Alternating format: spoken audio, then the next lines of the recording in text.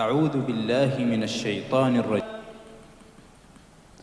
نحمده ونصلي على رسوله الكريم اما بعد فاعوذ باللہ من الشیطان الرجیم بسم اللہ الرحمن الرحیم.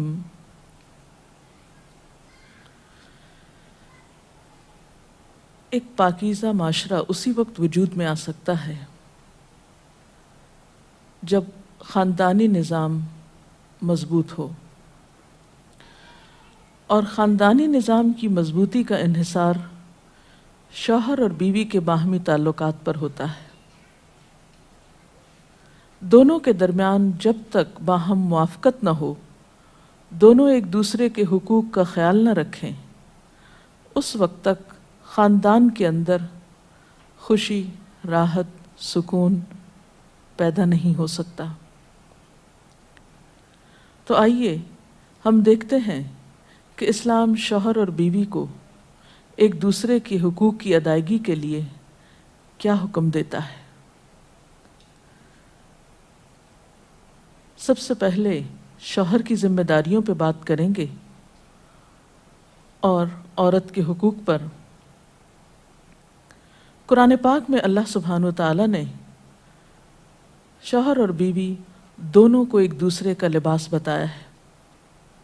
ارشاد باری تعالیٰ ہے، ہن لباس لکم وانتم لباس لہن، وہ تمہارا لباس ہیں اور تم ان کا لباس ہو. اور لباس انسان کے لیے حفاظت، زیب و زینت اور سکون کا باعث ہوتا ہے. انسان اپنے لباس سے پہچانا جاتا ہے.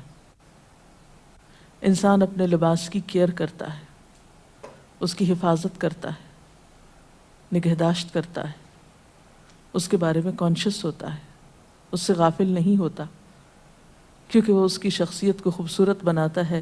اور اگر لباس اچھا نہیں تو شخصیت داغدار ہو جاتی ہے.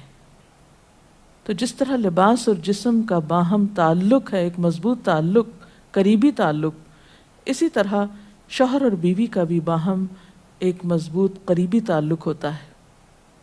اس لیے دونوں جب تک ایک دوسرے کے حقوق ادا نہ کریں، دونوں ایک دوسرے کا خیال نہ رکھیں، تو کوئی بھی خوشگوار خاندان جنم نہیں لے سکتا.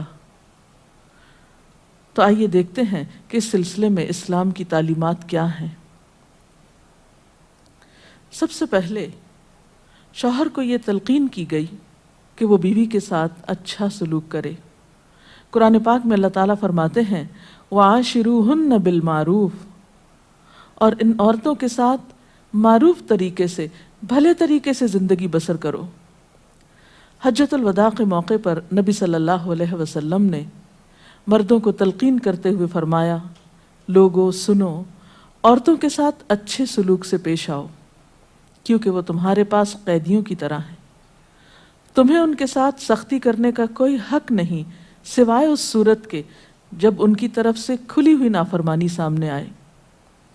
اسی طرح آپ نے اپنے اس خطبے میں یہ بھی فرمایا کہ دیکھو سنو، تمہارے کچھ حقوق تمہاری بیویوں پر ہیں اور تمہاری بیویوں کے کچھ حقوق تم پر ہیں.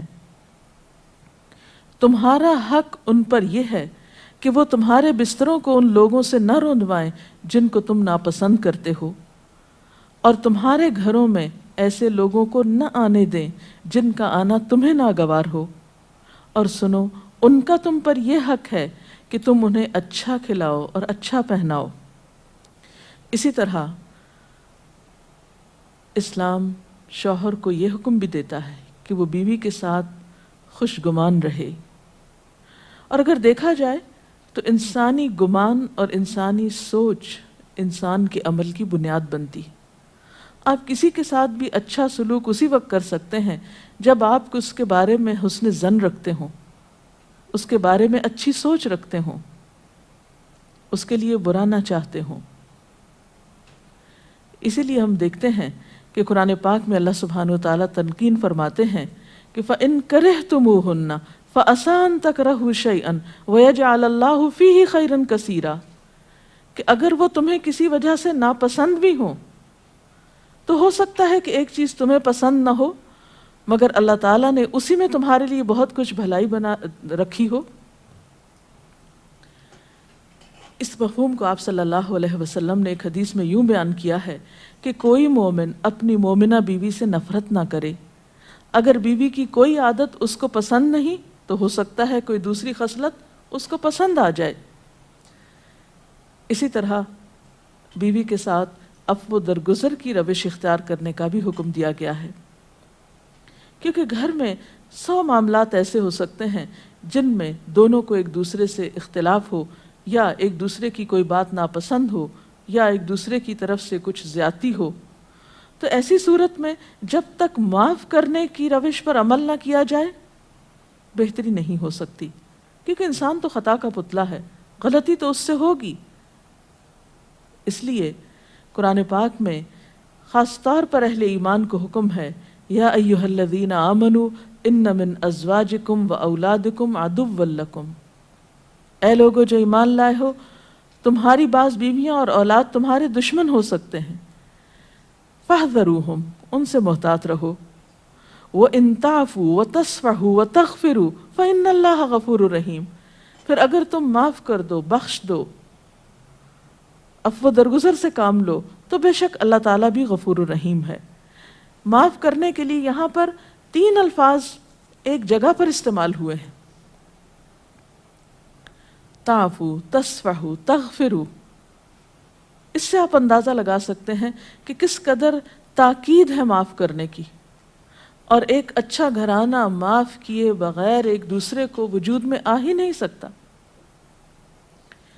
نبی صلی اللہ علیہ وسلم نے خاص طور پر عورت کے ساتھ اچھے سلوک کی تلقین کرتے ہوئے فرمایا، عورتوں کے ساتھ اچھا سلوک کرو، عورت پسلی سے پیدا کی گئی ہے، اور پسلیوں میں سب سے زیادہ اوپر کا حصہ ٹیڑھا ہے، اس کو سیدھا کرو گے تو ٹوٹ جائے گی، چھوڑ دو گے تو ٹیڑھی رہے گی، بس عورتوں کے ساتھ اچھا سلوک کرو۔ بعض اوقات یہ سمجھا جاتا ہے کہ اس میں شاید عورتوں کی توہین کی گئی، نہیں، اس میں عورت کی فطرت کو بتایا گیا ہے کہ اس کے اندر ایک خاص طرح کے جذبات اللہ تعالیٰ نے پیدا کیے ہیں۔ مرد عموماً زیادہ عقل سے کام لیتے ہیں جبکہ عورت جذبات سے کام لیتی ہے، تو مرد اپنی سوچ کے مطابق عورت سے معاملہ نہ کرے، بلکہ عورت کی پوزیشن کو دیکھتے ہوئے، اس کے جذبات کو دیکھتے ہوئے اس سے معاملہ کرے اور حسن سلوک کرے، تو خاندانی زندگی زیادہ خوشگوار ہو سکتی ہے۔ پھر اسی طرح بیوی کے ساتھ خوش اخلاقی کا برتاؤ کرنے کا حکم دیا گیا۔ آپ صلی اللہ علیہ وسلم نے فرمایا، کامل ایمان والے مومن وہ ہیں جو اپنے اخلاق میں سب سے اچھے ہیں، اور تم میں سب سے اچھے لوگ وہ ہیں جو اپنی بیویوں کے حق میں سب سے اچھے ہیں۔ ہمارے ہاں تو اس شخص کو زن مرید کہا جاتا ہے جو بیوی کے ساتھ اچھا سلوک کرتا ہو، حالانکہ اللہ کے رسول صلی اللہ علیہ وسلم کے نزدیک سب سے اچھا مومن وہ ہے جو بیوی کے حق میں خوش اخلاقی برتتا ہے۔ یعنی کسی انسان کی خوش اخلاقی کا ثبوت اس سے نہیں دیا جائے گا کہ وہ اپنے گھر سے باہر کس کے ساتھ کیسا ہے، بلکہ یہ دیکھا جائے گا کہ وہ گھر کے اندر کیسا سلوک کر رہا ہے اپنے قریب ترین انسان کے ساتھ۔ حضرت عائشہ رضی اللہ تعالی عنہا فرماتی ہیں کہ میں نبی صلی اللہ علیہ وسلم کے ہاں گڑیوں سے کھیلا کرتی تھی، میری سہیلیاں بھی میرے ساتھ کھیلتی، جب نبی صلی اللہ علیہ وسلم تشریف لاتے تو سب ادھر ادھر چھپ جاتی، آپ ڈھونڈ ڈھونڈ کر ایک ایک کو میرے پاس بھیجتے تاکہ وہ میرے ساتھ کھیلیں۔ اس سے آپ اندازہ لگا سکتے ہیں کہ آپ صلی اللہ علیہ وسلم کا اپنے ازواج مطہرات کے ساتھ کیسا سلوک تھا، کیسا معاملہ تھا، اور وہ ان کے جذبات کا کس قدر خیال رکھتے تھے۔ اسی طرح شوہر کی ذمہ داریوں میں سے یہ ذمہ داری بھی ہے کہ وہ بیوی کو خوش دلی سے نان نفقہ دے، اس کی ضروریات پوری کرے۔ اس سے نہ صرف یہ کہ دنیاوی اعتبار سے وہ اپنی ذمہ داری پوری کرے گا، بلکہ آخرت کے اعتبار سے بھی وہ بہترین اجر و ثواب کا مستحق ہوگا۔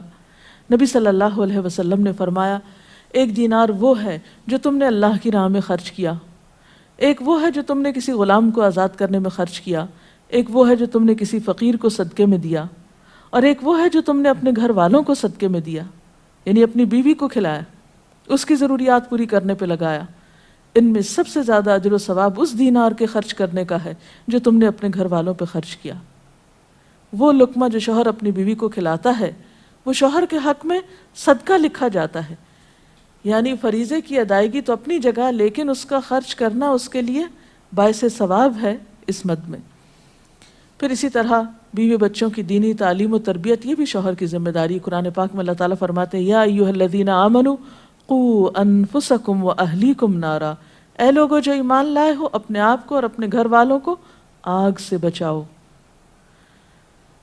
قرآن پاک میں نبی صلی اللہ علیہ وسلم کے ذریعے امت کو حکم دیا گیا ہے وَأْمُرْ أَهْلَكَ بِالصَّلَاةِ وَاصْطَبِرْ عَلَيْهَا کہ اپنے گھر والوں کو نماز کا حکم دو اور خود بھی اس کی پابندی کرو.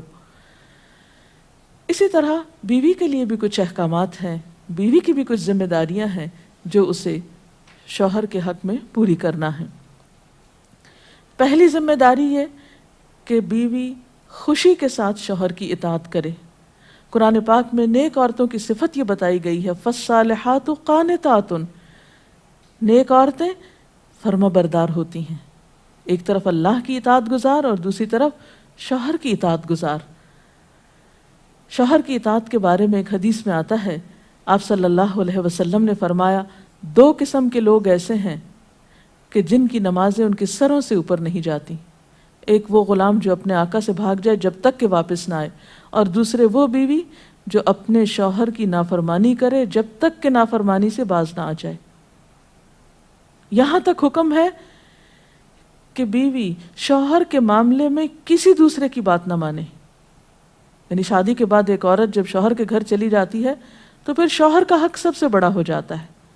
بعض اوقات ہمارے معاشرے میں ایک طرف شوہر کچھ کہتا ہے، دوسری طرف والدین کچھ کہتے ہیں، تیسری طرف کسی اور کا مشورہ کچھ ہوتا ہے، عورت بیچاری بیچ میں پس جاتی ہے. ایسے موقع پر عورت کے لیے کیا لازم ہے، اس کی پرائرٹی کیا ہوگی کہ وہ اپنے شوہر کی بات مانے. عورت کی دوسری بڑی ذمہ داری اپنی آبرو اور عزت و عصمت کی حفاظت ہے. عورت کوئی ایسا کام نہ کرے جس سے اس کی عفت و عصمت پر کچھ حرف آئے. ازدواجی زندگی کی خوشی کا راز باہم ایک دوسرے پر اعتماد ہے. اگر کوئی بھی ایسا کام عورت کرتی ہے جس سے شوہر کے دل میں شک ہو جاتا ہے، اعتماد ختم ہو جاتا ہے، تو اس سے ازدواجی زندگی کی خوشیاں ختم ہو جاتی. یہ اعتماد بے حد ضروری ہے اور اس کے لیے اپنی عزت عصمت کی خصوصی حفاظت. نبی صلی اللہ علیہ وسلم نے فرمایا عورت جب 5 وقت کی نماز پڑھے، اپنی آبرو کی حفاظت کرے، اپنے شوہر کی فرما بردار رہے تو وہ جنت کے جس دروازے سے چاہے داخل ہو جائے. اسی لیے شوہر کی اجازت اور مرضی کے بغیر گھر سے بھی نہیں نکلنا چاہیے. حضرت معاذ بن جبل کہتے ہیں کہ نبی صلی اللہ علیہ وسلم نے فرمایا خدا پر ایمان رکھنے والی عورت کے لیے جائز نہیں کہ وہ اپنے شوہر کے گھر میں کسی ایسے کو آنے دے جس کا آنا شوہر کو پسند نہ ہو، اور ویسی صورت میں گھر سے نکلے جب اس کا نکلنا شوہر کو پسند نہ ہو. اطاعت کے علاوہ شوہر کو خوش رکھنا یہ بھی بے حد ضروری ہے. نبی صلی اللہ علیہ وسلم نے فرمایا جس عورت نے اس حال میں انتقال کیا کہ اس کا شوہر اس سے خوش تھا تو وہ جنت میں داخل ہوگی. اور عموماً کسی کی خوشی کے لیے انسان اپنے جذبات کی قربانی دیتا ہے، بعض اوقات اپنی سوچ کی قربانی دیتا ہے، بعض اوقات اپنے کسی اور راحت و آرام کی قربانی دیتا ہے. تو ایک عورت جب اپنے شوہر کو خوش کرتی ہے تو جواباً اس کے لیے خوشی پلٹتی ہے. اس لیے گھریلو زندگی کی خوشی کا انحصار اسی بات پر ہے کہ دونوں ایک دوسرے کے لیے قربانی کے جذبات رکھتے ہوں، ایک دوسرے کے لیے رحمت اور ایک دوسرے کے لیے مودت کا ذریعہ ہوں. جیسا کہ قرآن پاک میں شادی کا مقصد ہی یہ بتایا گیا کہ دونوں کے درمیان باہم مودت اور رحمت کے جذبات ہوں، ایک دوسرے کے لیے سکون کا باعث ہوں، تاکہ انسانی زندگی بہترین طریقے پر رواں دواں رہے. اسی طرح شوہر سے محبت کا اظہار کرنا، اس کے ساتھ وفادار رہنا، اس کا احسان ماننا یہ بھی بے حد ضروری ہے.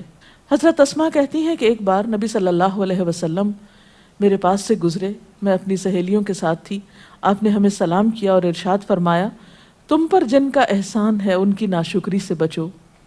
تم میں سے ایک اپنے ماں باپ کے گھر کافی دنوں تک بن بیاہی بیٹھی رہتی ہے، پھر اللہ تعالیٰ اس کو شوہر عطا کرتا ہے، اولاد دیتا ہے، اور ان سارے احسانات کے باوجود اگر کبھی کسی بات پہ شوہر سے ناراض ہوتی ہے تو کہہ اٹھتی ہے میں نے تو کبھی تمہاری طرف سے کوئی بھلائی دیکھی ہی نہیں. تو یہ جملہ ناشکری کا جملہ ہے جو عورت کو نہیں بولنا چاہیے. قیامت کے دن اللہ تعالیٰ اس عورت کی طرف نظر رحمت اٹھا کر نہیں دیکھے گا جو شوہر کی ناشکری ہوگی